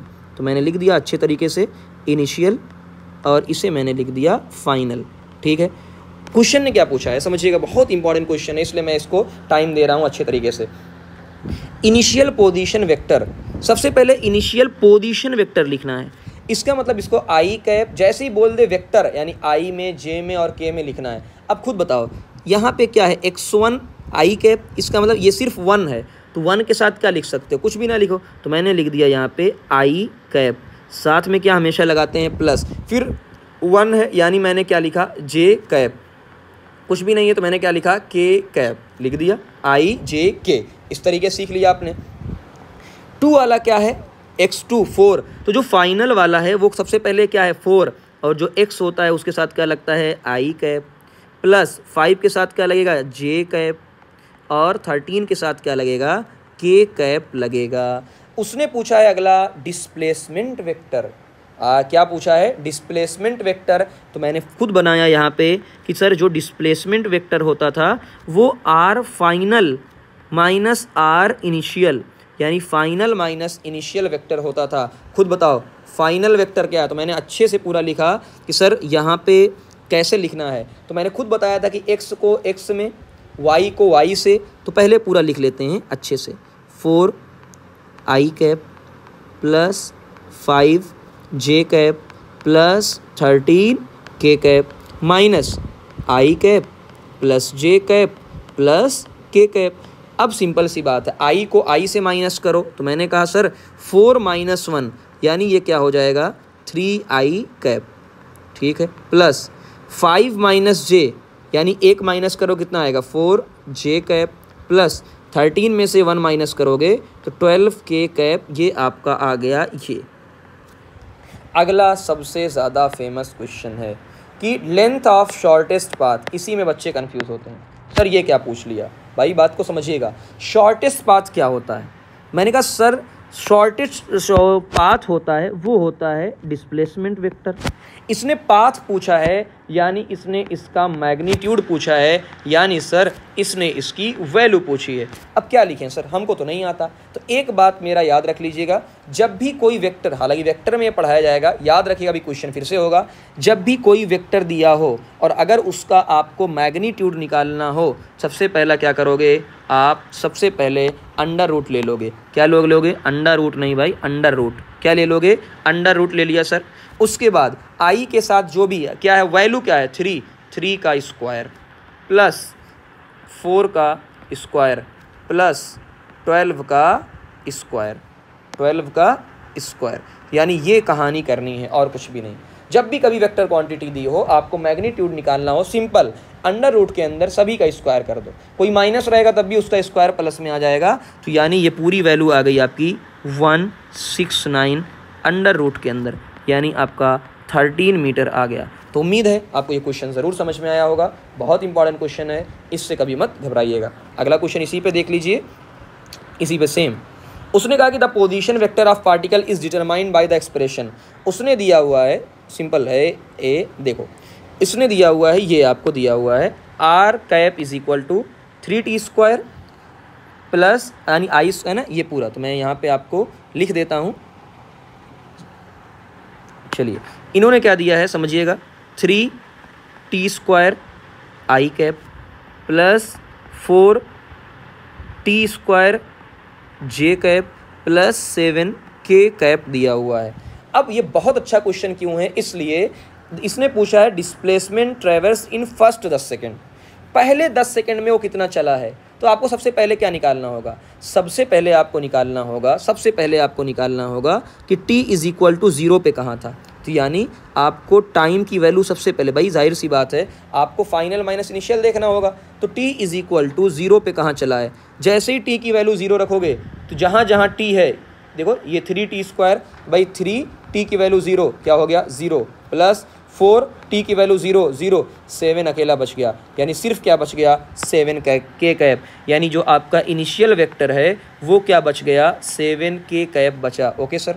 जैसे ही टाइम की वैल्यू आप पुट करोगे, कितना टाइम की वैल्यू इस बार आपने पुट कर दिया 10, तो आप सिर्फ क्या कर दो 10 से मल्टीप्लाई। तो जैसे ही आप 10 से मल्टीप्लाई करोगे तो आपको मिल गया 3 गुणे यानी 300 I cap plus 400 J cap plus 7 के साथ है ही नहीं के कैप।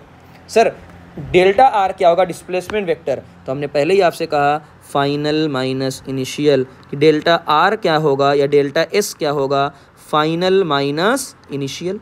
फाइनल में क्या है 300 आई कैप, इसमें कुछ है ही नहीं तो 300 बच जाएगा, है ना।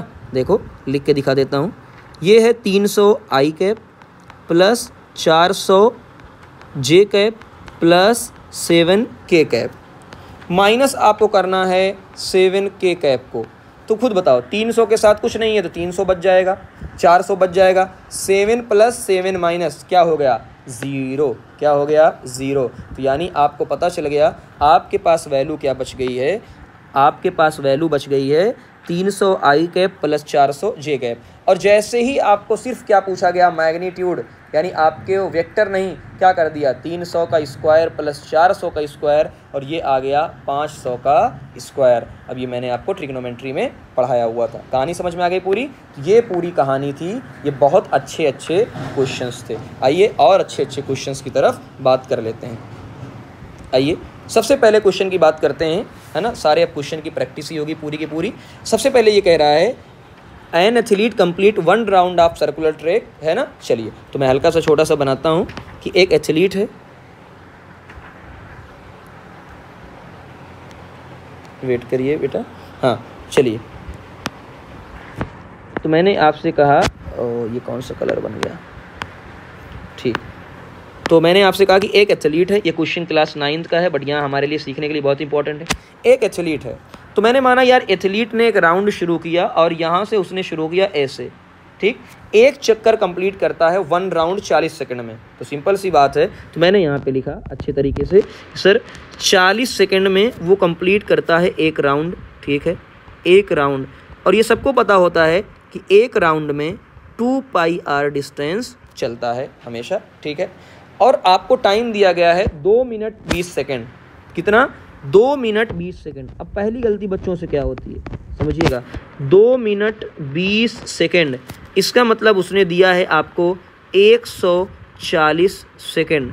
तो आपको क्या निकालना है, आपको ये निकालना होगा सर मैं कितना चला, number of round, number of round. तो सर आपने नंबर ऑफ राउंड निकालना, कैसे निकाला सर, टोटल टाइम हमको दिया हुआ था 140, ठीक है, हमने देखा एक लगता है 40, तो ये आपका मिल गया 7/2 यानी 3.5 राउंड। कितना? 3.5 राउंड, ये पता चल गया हमको, ठीक है। अब यहाँ पे आपको 2 चीज़ निकालना है। हालांकि क्वेश्चन ने ये पूछा है कि भैया डिस्प्लेसमेंट क्या होगा, हम दोनों निकाल लेते हैं डिस्टेंस। तो मैंने कहा कि भैया 2πr चलता था एक राउंड में, तो मैंने क्या किया, जो डिस्टेंस आएगी वो मैंने क्या किया, 2πr एक चक्कर में चलता था और चला कितना है 7/2। कितना चला है 7/2। अब यहाँ से निकाल लीजिएगा, आप पाई की वैल्यू भी रख सकते हैं, तो मैं रख के दिखा देता हूँ।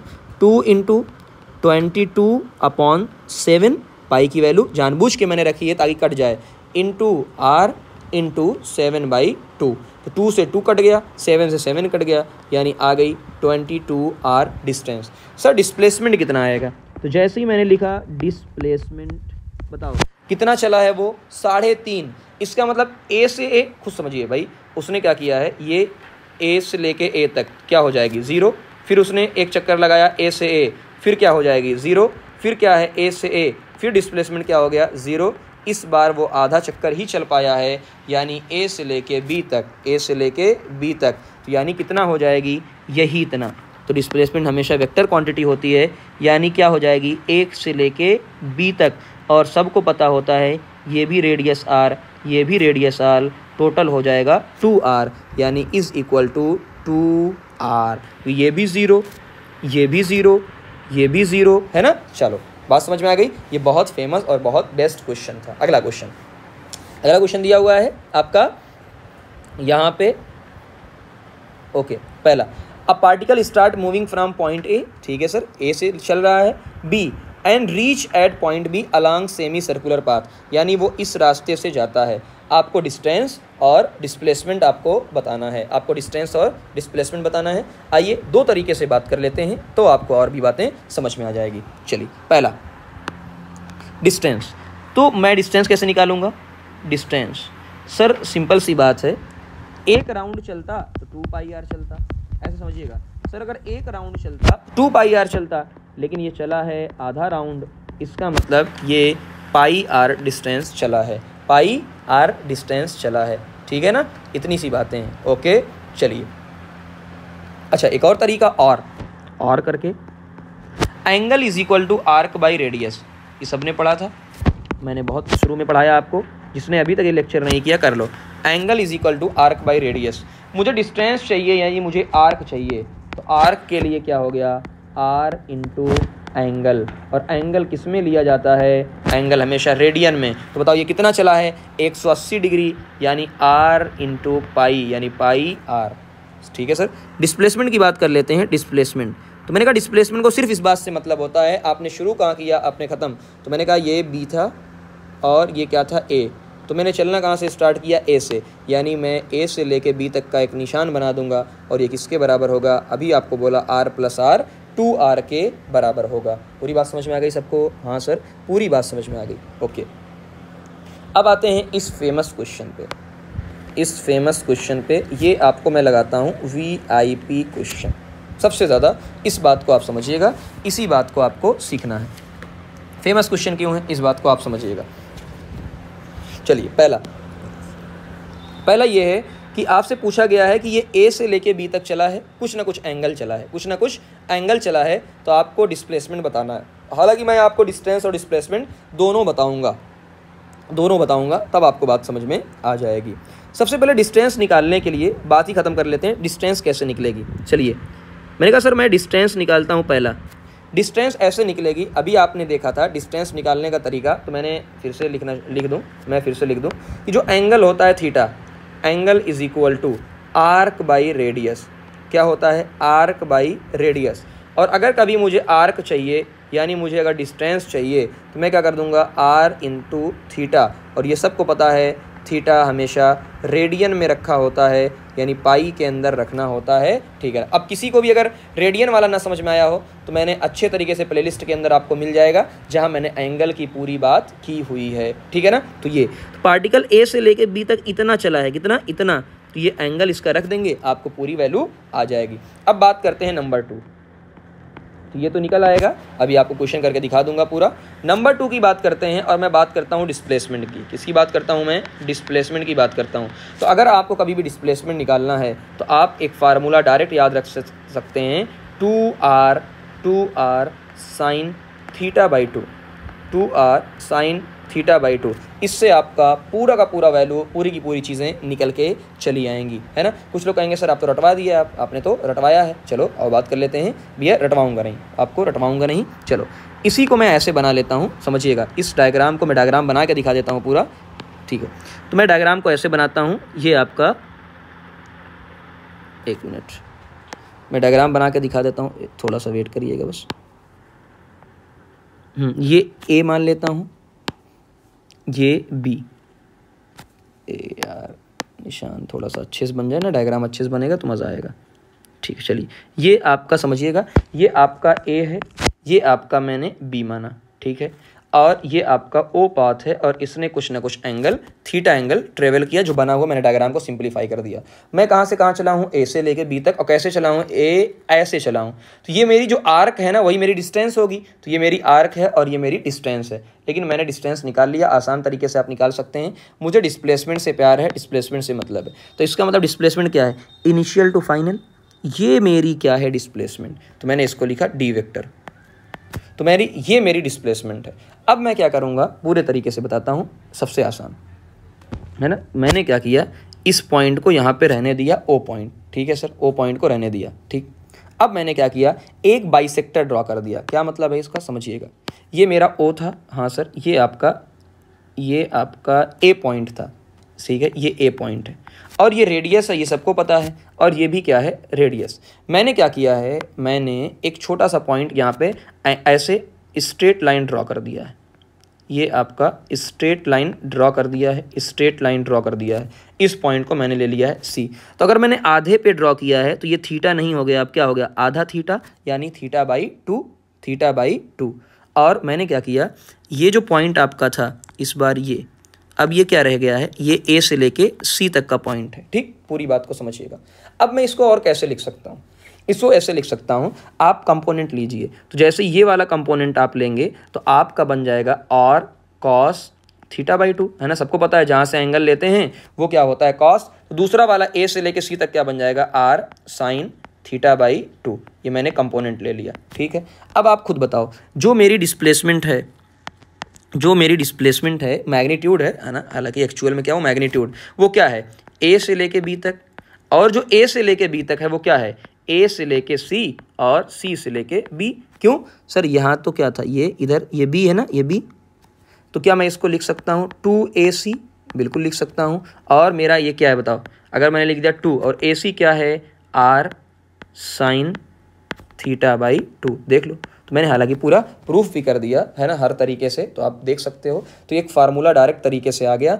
इस फार्मूले को भी आप अच्छे तरीके से ग्रैब कर सकते हैं। बात समझ में आ गई? चलिए, क्वेश्चन कैसे करेंगे आपको ऑटोमेटिक बात समझ में आ जाएगा। चलिए, सबसे पहले आपको दिया हुआ है कुछ चीज़ें। आपको दिया in the following figure find out distance and displacement, distance और डिस्प्लेसमेंट फाइंड आउट करना है। पहला आपको दिया है 1/4 सर्कल, 1/4 सर्कल, तो आप डायरेक्ट लगा सकते हैं एंगल इंटू रेडियस। क्या लगा सकते हैं? 1/4 सर्कल। तो खुद अंदाज़ा लगाओ 1/4 सर्कल में कितना चलोगे। तो मैंने कहा कि सर 1/4 सर्कल का मतलब ये होता है कि मैं 90 डिग्री चलूँगा, और 90 डिग्री चलने का मतलब है मैं π/2 रेडियन चलूँगा। कितना? π/2 रेडियन। पहले एंगल निकाल लो। जैसे ही आपने निकाला तो डिस्टेंस क्या होती है? r इंटू थीटा, और थीटा किसके अंदर? रेडियन के अंदर। तो आपने देख लिया π/2 r, यानी ये आपका πr/2 हो गया। हालांकि डिस्टेंस और तरीके से निकाल सकते हैं। कैसे? एक और तरीका कि सर अगर एक बार चलते तो 2πr चलते, आप चले कितना हो? आप 1/4, तो आपने मल्टीप्लाई कर दिया 1/4, तो देखो तब भी आंसर वही आया। मेन डिस्प्लेसमेंट है, डिस्प्लेसमेंट अभी आ गया 2r sin θ/2। Sine theta, theta कितना लिया हमने भाई? एंगल आया 90, तो 90 का आधा 45, साइन 45, और साइन 45 कितना होता है? सभी को पता होता है √2, 1/√2, है ना। अब कुछ लोगों को सर ये नहीं सॉल्व कर रहा है, ये कैसे? अब एक बात और याद रख लीजिएगा, जब भी कभी ऐसे लिखा हो, ये हो 2 और नीचे लिखा हो √2, या इसका उल्टा हो, तो आप क्या मान लो, क्या हम इस 2 को लिख सकते हैं √2 इंटू √2? बिल्कुल लिख सकते हैं। और नीचे मैंने लिख दिया √2। तो देखो एक √2 कैंसिल हो गया, तो क्या आ गया? √2 आ गया। तो ये छोटी छोटी ऑब्जर्वेशन है, जो भी बच्चों को ध्यान नहीं रहती तो आपको ध्यान होनी चाहिए, छोटी से छोटी चीज़ें। ओके सर, आइए 1/2 सर्कल की बात करते हैं। सर 1/2 सर्कल, ओहो, 1/2 सर्कल का मतलब ये होता है कि आप 180 डिग्री चले हो, और 180 डिग्री का मतलब आप पाई चले हो। बस सर, ये तो निकाल लिया, और डिस्प्लेसमेंट सीधा 2r के बराबर हो गया। फार्मूले में पुट करो तो भी ठीक, और ना पुट करो तो भी ठीक, आपको डायरेक्ट पता चल गया। सर एक फुल साइकिल चलते हैं, तो फुल साइकिल का मतलब आप 360 चलते हैं, यानी आप 2π चलते हैं, आप 2π चलते हैं, तो डिस्प्लेसमेंट क्या आ जाएगा? 0। फार्मूला लगाने की जरूरत नहीं है, मुद्दा इस पे हटता है। आप कितना चले हो? एंगल 60। तो जैसे ही 60 चले हो, तो सर 60 चले हैं तो 60 कितना हो जाएगा? सर 60 हो जाएगा आपका π/3 रेडियन। कितना हो जाएगा? π/3। तो आपने डिस्टेंस निकाल लिया π/3, ठीक है ना। और कुछ लोग तो और दूसरा क्या लिया हमने? 2r sin 60/2, है ना। तो sin 60 कितना होता है? अरे भाई sin 60 यानी ये sin 30 हो जाएगा, है ना। तो मैं लिख देता हूँ इज इक्वल टू 2, देखो एक मिनट, is equal to 2r sin, ठीक है ना, 30, और sin 30 की वैल्यू कितनी होती है? 1/2। कितनी होती है? 1/2। तो ये क्या हो गया? r। तो डिस्प्लेसमेंट कितना आ गया? r। अब एक बात और समझिएगा, पूरी बात, तब यहाँ से आपको एक बात पता चलेगी। बात क्या पता चलेगी? ये देखिए,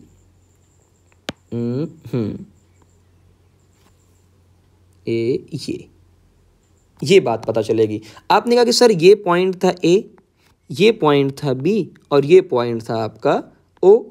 सर ये रेडियस थी R, ये रेडियस थी R, और ये आया हमारा बचवा कौन? डिस्प्लेसमेंट। ये भी है R। इसका मतलब ये क्या बन गया? एंगल 60 पे इक्विलैटरल ट्रायंगल। क्या बन गया? इक्विलैटरल ट्रायंगल बन गया। तो आज को आप समझ में आए, तीनों साइड सेम है, एंगल कुछ भी नहीं दिया, 60 डिग्री। ये भी कितना हो जाएगा? 60 डिग्री। तो ये भी कितना हो जाएगा? 60 डिग्री। अब बात समझ में आ गई पूरा। ये अच्छे तरीके के और ये बहुत बेस्ट क्या परफेक्ट क्वेश्चंस थे, ठीक है ना। चलिए अब यहाँ पे मेरे पास और कुछ परफेक्ट क्वेश्चंस हैं, इनकी बात करते हैं। चलिए मैंने ये लिखा हुआ है व्हील ऑफ रेडियस, ये भी सारे क्वेश्चन बहुत नंबर एक हैं। Wheel of radius R is rolling, आपसे क्या कहा है? वो रोल कर रहा है इन फॉरवर्ड डायरेक्शन, आगे की तरफ रोल कर रहा है ऐसे। फाइंड डिस्प्लेसमेंट, जब वो हाईएस्ट पॉइंट पे पहुंच जाएगा तो डिस्प्लेसमेंट कितना होगा? It reach to the highest point. या इसको एक और तरीके से कैसे लिख सकते हैं? और इट कंप्लीट, है ना, इट दो तरीके से लिख सकते हैं। It complete half revolution. ये बहुत फेमस क्वेश्चन है, आधे बच्चे गलत करते हैं। गलती क्या होगी समझिएगा, उनको ये लगेगा कि ये पॉइंट P है, समझिएगा ये पॉइंट P अभी कहाँ है? नीचे। उनको लगा जब हाईएस्ट पॉइंट पे पहुंच जाएगा, यानी ये कहाँ पहुंच गया? यहाँ। बिल्कुल सही बात है। तो बच्चों को क्या लगता है कि वो घूम कर ऐसे बस पहुंच गया है, यानी आपने सिर्फ रोटेट कर दिया। उसने कहा रोल करने का मतलब ये है कि आपको ये कहना है कि भैया वो आगे बढ़ा है। कहाँ आगे बढ़ा है? समझिएगा, वो कहाँ बढ़ गया है, आगे। तो यानी पहले वो यहाँ पे, समझिएगा, पहले वो कहाँ पे था, यहाँ पे, अब वो बढ़ गया है आगे। कितना चला होगा भैया, हाईएस्ट पॉइंट पे जाने में मैंने कहा हाफ रिवोल्यूशन लगता है। तो एक वैसे तो चलता कितना 2πr, लेकिन आज चला है कितना, हाफ, यानी वो πr आगे बढ़ चुका है। कहाँ बढ़ चुका है, आगे। और ये पॉइंट कहाँ पहुँच चुका है, यहाँ। और आप सबको पता होता है डिस्प्लेसमेंट क्या होता है। उसने शुरू कहाँ से किया, उसने शुरू किया ए से, हाईएस्ट पॉइंट पे कहाँ पहुँचा, पी पे। तो यानी उसका जो डिस्प्लेसमेंट हो जाएगा वो ए से लेकर पी तक होगा। कहाँ से कहाँ तक होगा, ए से लेके पी तक होगा। ओके, तो यानी उसका डिस्प्लेसमेंट ए से लेके पी तक का होगा, यही उसका क्या हो जाएगा, डिस्प्लेसमेंट। अब सर डिस्प्लेसमेंट कैसे निकालें, डिस्प्लेसमेंट कैसे निकालें वो तो आ जाएगा। तो हमने कहा कि डिस्प्लेसमेंट निकालने का तरीका ये है कि देखो, ये आपका एक ट्रायंगल बन रहा है, यस सर, और ये सबको पता होता है पाइथागोरस थ्योरम है ना, ट्रायंगल।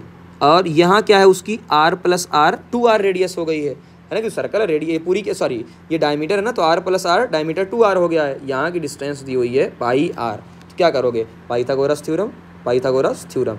या मैंने और तरीका दूसरा बताया था, वेक्टर वाला भी देख सकते हो। जब भी दो लोग क्या है पैरेलल, सॉरी परपेंडिकुलर, तो सिंपल 2r का स्क्वायर। तो आपने देखो नीचे क्या कर दिया निकालने के लिए, पहले का स्क्वायर प्लस दूसरे का स्क्वायर, ठीक है ना। तो ये सारी चीज़ें आपको आनी चाहिए। अब आपको ये बताना है आपको कहाँ समझ में नहीं आया, ठीक है ना। चलिए ये क्वेश्चन एक बार देख लीजिए। ये आपका हेक्सागन दिया है, हर angle 60 degree 60 degree 60 degree 60 degree कर रहा है, हर, यानी सारे आप देखेंगे सारे आपको इक्विलेटरल ट्रायंगल इसमें मिल जाएंगे। अगर पूरा वैसे भी नहीं तो उसने कहा कि देखो फर्स्ट टर्न, तो यानी इसने शुरू कहाँ से किया, तो मैंने कहा इसने यहाँ से शुरू किया। फर्स्ट टर्न ये करेगा, मान बता रहा हूँ, ये इसने फर्स्ट टर्न लिया, कितना एंगल घूमा होगा भाई, जाहिर सी बात है इसने 60 डिग्री का एंगल घूमा होगा। कितने डिग्री का एंगल घूमा होगा, 60 डिग्री का एंगल घूमा होगा, ठीक है ना। ये पूरा आप ड्रॉ करके देखोगे आपको ट्रायंगल, जैसे फॉर एग्जांपल मैं थोड़ी देर ड्रॉ कर देता हूँ, देखो ध्यान से, ये है ना, ये और ये सब आपको क्या मिलेगा, ये सारी चीज़ें आपको मिलेंगी क्या, सिंपल सा 6 इक्विलेटरल ट्रायंगल, ऑल इक्विलेटरल है ना, 6 सारे के सारे इसमें आपको इक्विलेटरल ट्रायंगल मिल जाएंगे, सारी साइड सेम है। तो आपको first second and fifth term में डिस्प्लेसमेंट आपको बतानी है। तो ये क्वेश्चन आपके प्रैक्टिस के लिए रहेगा, ठीक है ना। ये क्वेश्चन सॉल्यूशन दिया है आपके प्रैक्टिस के लिए। और मैं देख लेता हूँ, ठीक, एक क्वेश्चन और यहाँ पे देखिएगा। अ particle start from origin and goes along x axis. तो एक्स एक्सिस की तरफ जा रहा है, ठीक। तो मैं इसको ड्रॉ करता हूँ पहले कि ये क्या कह रहा है, समझिएगा। इसने कहा कि ये, मैंने माना कि ये आपको, ये पार्टिकल इस तरफ जा रहा है, ठीक है। उसके बाद ये पार्टिकल यहाँ से इस तरफ लौट जा रहा है, ठीक। अब बात समझिएगा, अरे यार, ओके। अब मैंने कहा ये आपका क्या था, ओरिजिन। जब कुछ भी ना बोले तो 0,0, ठीक है, ये ओरिजिन है। और मैंने माना ये ए तक गया, और जो ए तक उन्होंने कोई भी पॉइंट मैंने माना ये कहाँ तक गया था, 20,0, ठीक है। उसके बाद ये यहाँ से फिर से लौट रहा है वापस, और ये कहाँ पे जा रहा है आपका, यहाँ पे, यानी -20,0 तक जा रहा है। पहले डायग्राम बना लिया करो।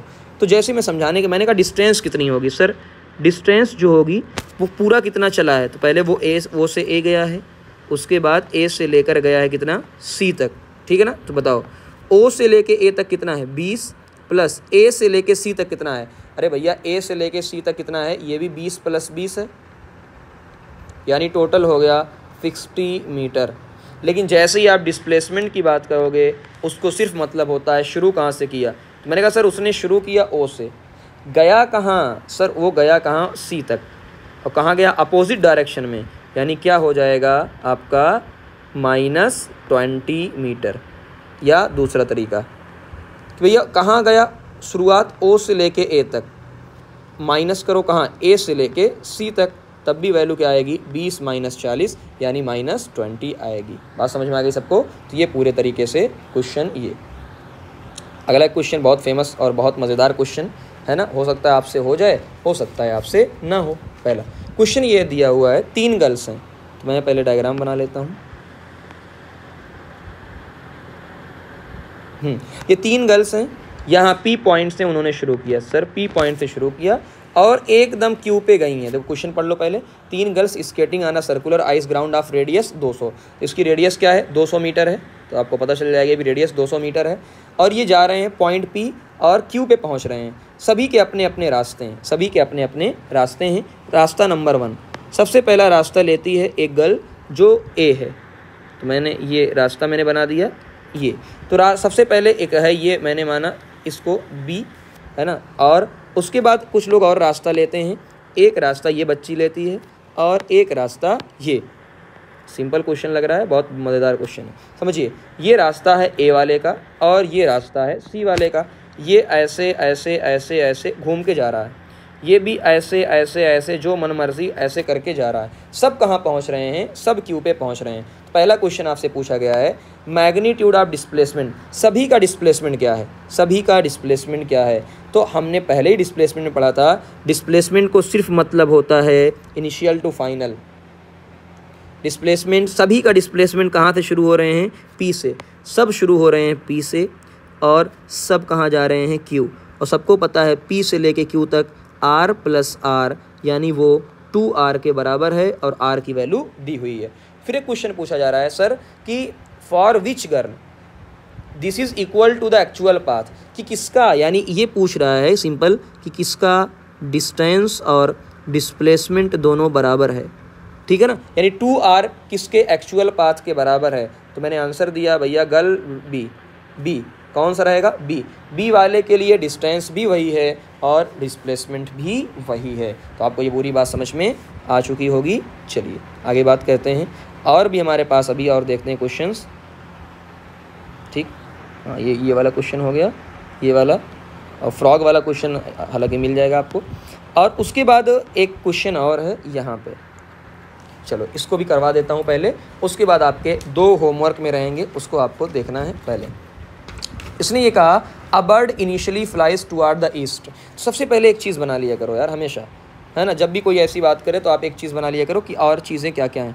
एक गर्ल, 2 तरीके से बताऊंगा ये वाला क्वेश्चन, 2 तरीके से बताऊंगा। पहला समझना, अ बर्ड, आपको डायरेक्शन सबको पता है ना, जिसको नहीं पता वो डायरेक्शन देख ले एक बार।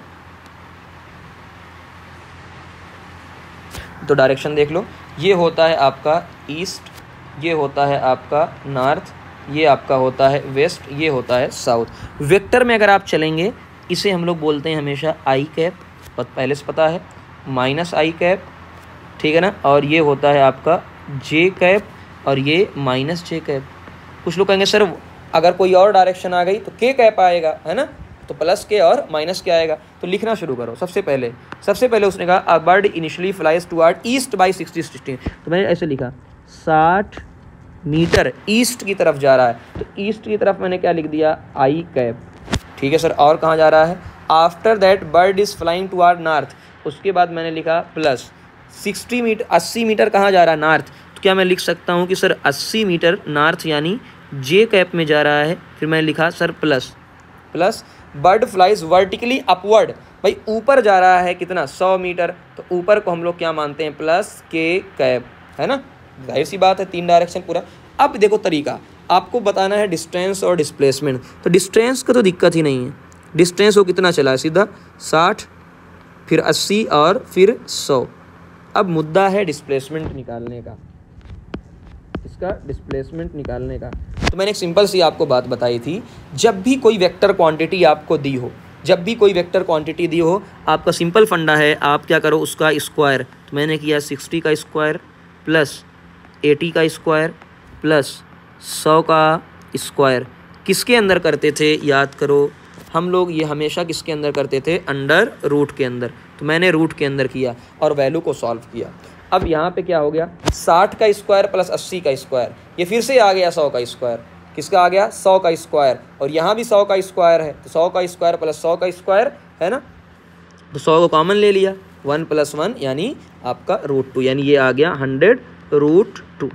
तो याद करिएगा, जब भी ऐसा दे आप सिंपल इसको वेक्टर क्वांटिटी में लिख लो, आपसे कभी ज़िंदगी में गलती नहीं होगी, ठीक है ना। चलिए आज आगे कुछ चीज़ें मैंने आपको, ये आपका होमवर्क रहेगा। अब पार्टिकल ये जितने 1, 2 और ये 3 क्वेश्चन आपके होमवर्क रहेंगे और ये तरीका मैंने आपको सिखाया है बहुत अच्छे तरीके से, ठीक है ना। तो आप प्रैक्टिस करिएगा, ना आएगा तो मैं फिर से आपका क्वेश्चन ज़रूर सॉल्व करवाऊंगा। चलिए मिलते हैं नेक्स्ट पार्ट में, ये क्वेश्चन और साथ में आपका स्पीड, वेलोसिटी और एक्सेलरेशन पे बात